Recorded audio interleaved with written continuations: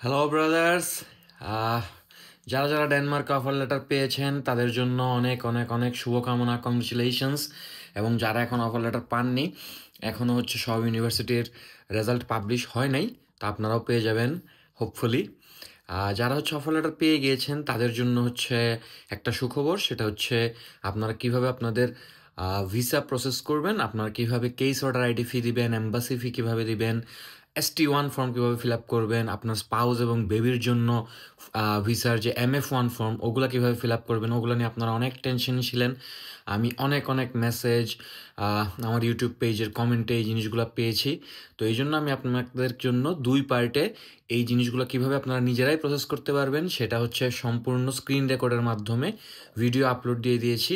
এখনই আপনারা যান ইউটিউবে সার্চ করুন নর্ডিক্স বাই দ্য নিশিত, এবং হচ্ছে লাস্ট যে দুইটা video part 1 part 2, go and watch the full video and you can do absolutely yourself. আপনারা হচ্ছে নিজেরাই কিভাবে এই ফর্মগুলো ফিল আপ করে বিএফএসে আপনারা ফাইল সাবমিট করতে পারবেন।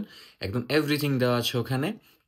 পরবর্তী ভিডিওতে আমি নিয়ে আসবো ভিএফএসে ফাইল সাবমিশনের জন্য আপনাদের কী কী ডকুমেন্ট লাগবে, এবং এছাড়াও ডেনমার্কের জব সিচুয়েশন, বাসা খোঁজা নিয়ে আরও বিস্তারিত ভিডিও আসতেই থাকবে।